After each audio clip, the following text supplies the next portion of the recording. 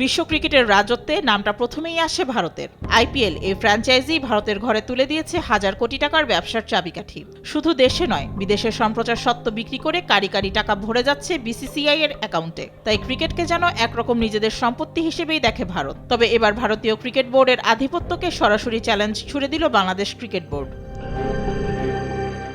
মুস্তাফিজুর রহমানকে আইপিএল থেকে বাদ দেওয়ার পর টি-20 বিশ্বকাপে ভেন্যু পরিবর্তনের দাবি সহ বাংলাদেশে আইপিএল সম্প্রচার বন্ধ করেছে তথ্য ও সম্প্রচার মন্ত্রণালয়।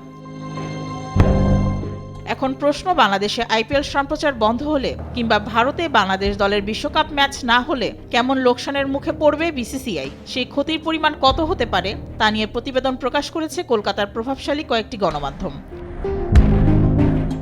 বিশ্বকাপের গ্রুপ পর্বে বাংলাদেশের 3টি ম্যাচ হওয়ার কথা ছিল কলকাতার ইডেন গার্ডেন্সে, আরেকটি মুম্বাইয়ের ওয়াংখেড়ে স্টেডিয়ামে। 4 ম্যাচ মিলিয়ে টিকিট বিক্রির সম্ভাবনা ছিল প্রায় 2,22,000। তবে আইসিসির ইভেন্ট হয় টিকিট বিক্রির পুরো টাকা ভারতীয় ক্রিকেট বোর্ডের হাতে আসত না। আসল আয় হতো ম্যাচ ডে সারপ্লাস, স্থানীয় স্পন্সরশিপ আর হসপিটালিটি ডিমান্ড থেকে।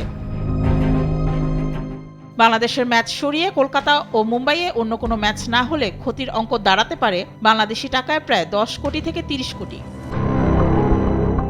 বাংলাদেশে আইপিএল সম্প্রচার বন্ধ ভারতের জন্য নিঃসন্দেহে লোকসান। আইপিএল এর বিশাল বাজারের তুলনায় সেটা নগণ্যই, কিন্তু টাকার অঙ্ক যতই হোক বাংলাদেশ থেকে ভারতের ক্রিকেট বাজার হারিয়ে যাচ্ছে ধীরে ধীরে, এতে কোনো সন্দেহ নেই।